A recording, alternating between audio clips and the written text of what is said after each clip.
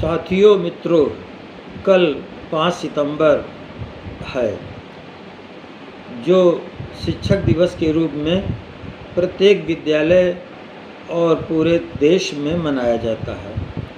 ये भारत के दूसरे राष्ट्रपति डॉक्टर सर्वपल्ली राधाकृष्णन के जन्मदिन पर उन्होंने अपने जन्मदिन को शिक्षक दिवस के रूप में मनाने की सलाह दी थी और उनके इस कथन पर ही पूरे भारत में 5 सितंबर को शिक्षक दिवस मनाकर शिक्षकों को सम्मानित किया जाता है और गुरु शिष्य की परंपरा का वर्णन किया जाता है। लेकिन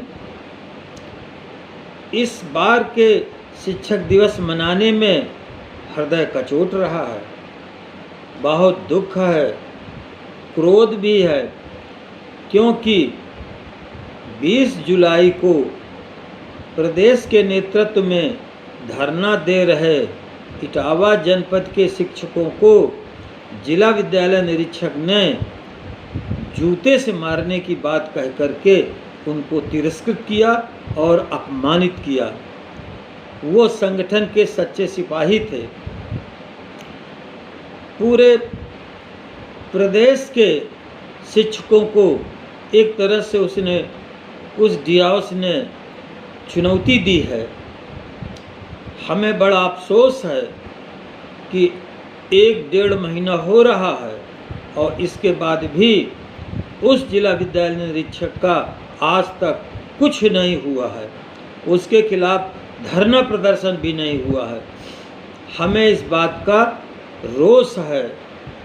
सबसे पहले हम अपने स्वाभिमान की रक्षा करते हैं, स्वाभिमान से कभी भी समझौता नहीं करते। हमें कुछ मिले या न मिले, लेकिन सबसे पहले हमें अपना चाहिए स्वाभिमान। और वहाँ जब कुछ नहीं हुआ तो प्रदेश के एकमात्र शिक्षक विधायक माननीय राज बहादुर सिंह चंदेल जी कानपुर उन्नाव शिक्षक खंड क्षेत्र से जो चयनित हैं, उन्होंने विधान परिषद में इस प्रश्न को उठाया है। अब वहाँ जांच शुरू हो गई है, जांचें होती रहती हैं, बड़ी लंबी जांचें चलती हैं, उनके रिजल्ट कभी नहीं आते। वो कहो 2 साल 3 साल तक चले, वो डिवोर्स स्थानांतरित भी हो सकता है, लेकिन अब तक वो अपने स्थान पर कार्य कर रहे हैं। यह हमारे लिए बड़ी दुखद स्थिति है। मित्रों, हमें याद है कि हम फतेहपुर जनपद के जिला अध्यक्ष थे और 13 मई 2013 के समय एक शिक्षक शिव कुमार वित्तविहीन शिक्षक था, उसे बरौरा के एक परीक्षा केंद्र में डियास मोहम्मद रफ़ीक ने 2 थप्पड़ मार दिया था। उसने सोचा था कि ये नकल करा रहा है और इस शंका पर उसने 2 थप्पड़ मार दिया। इस पर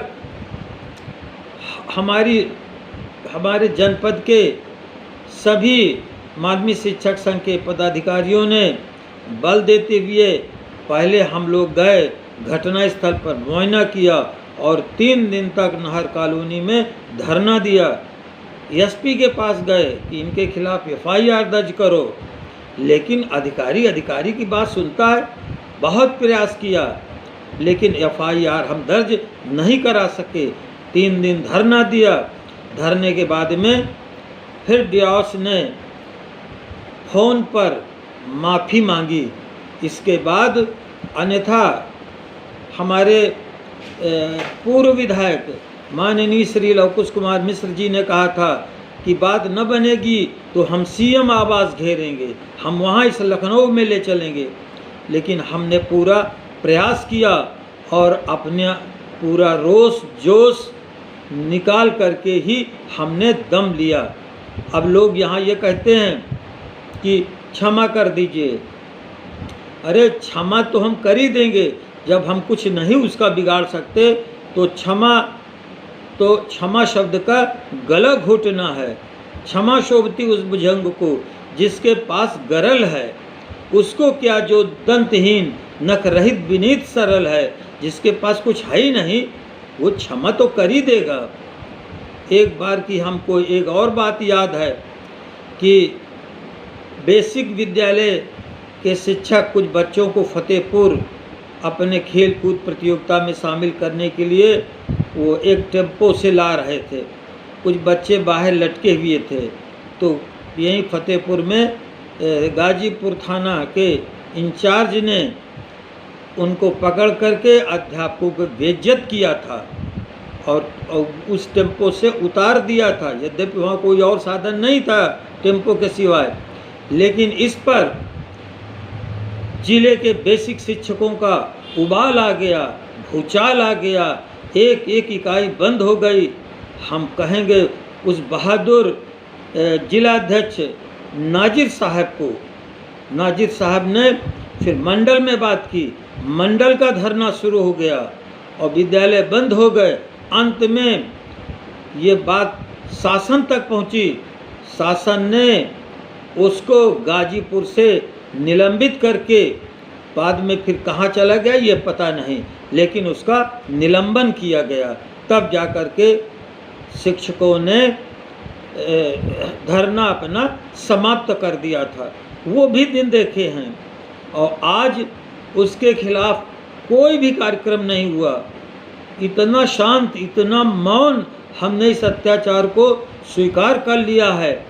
हमें दुख है, हमें अफसोस है और अब हम आपसे ये भी कहते हैं कि ये जो कल का 5 सितंबर होने जा रहा है, हम बहुत ही अनमने ढंग से इसको मनाएंगे, क्योंकि राम प्रेमचंद्र ने एक नाटक में लिखा है कि अगर अन्याय अत्याचार के खिलाफ आप कुछ कर नहीं सकते तो कम से कम आप क्रोध से तिलमिला जाइए।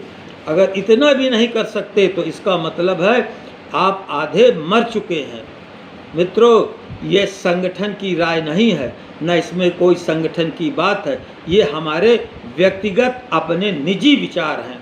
आप उसको स्वीकार करो या अस्वीकार करो, यह आप पर निर्भर करता है। लेकिन इस वीडियो का संगठन से कोई लेना देना नहीं है।